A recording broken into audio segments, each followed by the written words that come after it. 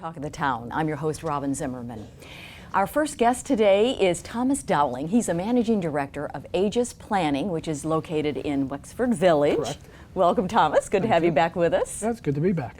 So we're in, of course, tax season for 2019, but what we're going to talk about today in our time is some new tax laws for 2020. Very important information. You're going to keep it simple for us, layman's terms. Mm-hmm. Yeah, we don't want to get people to turn the channel. I know, no, don't turn the channel. No. So, Thomas, tell us about the new rules, particularly for the IRA and the 401k.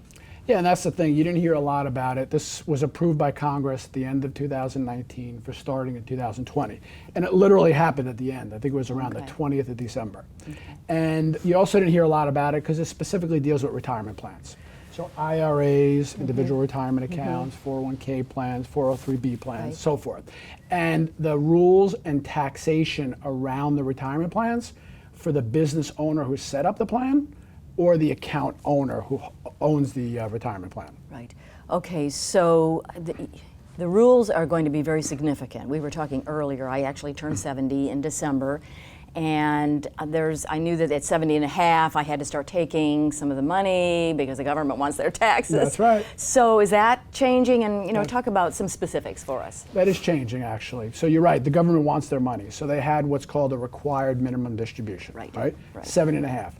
Now you have to take that out at 72.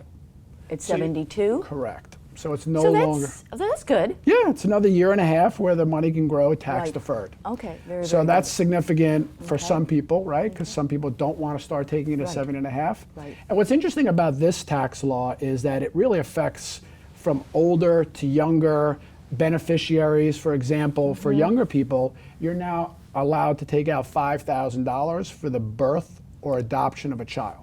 Oh, wow. With no penalty. Right? Oh, okay. And it doesn't matter how many children. If you have 4 children, you could do it 4 different times. Wow. So you're allowed to take out $5,000 for the birth or adoption of a child. Now, will there be specific, Thomas, changes for business owners in the 2020 tax season? So we'll talk specifics about that. Yeah, well, interesting. The reason why this is called the Secure Act, it was really set up to make it more accessible for business owners to open up retirement plans. So small business owners now will be allowed to do what's called a multiple employer plan. So you can take multiple businesses. So let's say here we have a restaurant, an attorney, and a retailer, right? They all want to set up a retirement plan. They can do it together and split the costs amongst themselves to do so. That's unusual. Yeah, well, the point is to make it more accessible, so they Right. want to reduce the costs. Right. Another one is for small businesses, you can get up to a $5,000 tax credit for setting up a retirement plan. Oh, wow. Okay. And if you decide to do auto enrollment, so that's when the employees are automatically enrolled in the plan, you can get up to a $1,500 tax credit for 3 years. Right. So they're making it less expensive and giving you benefits as a business owner to set up the retirement plans. So back to individuals, Thomas, what should we be doing? It's February of 2020. What should we be doing right now to prepare for these new rule changes? Setting up meetings with your financial planner, your accountant, With you at Aegis your Planning. attorney, because what you really need to do is find out how this affects you. Right. And for some people, maybe it doesn't affect them a lot. Maybe it's just a little bit. Maybe it's not at all. Maybe for others, it's a lot. So you want to know that in advance. Okay. And this one changes for people, like I said, where it could be a beneficiary. And I'll just give you an example, right? So let's say a mother passes away. She has $1 million IRA. Right. It goes to her daughter. Her daughter's 40 years old. There used to be what's called a stretch provision, which means the daughter can now take all the money out over her lifetime. So 30, 40, 50 years. Now you have to take it out within 10 years. Oh, wow. And it might not seem like a big deal, but let's put it this way, tax-wise, right?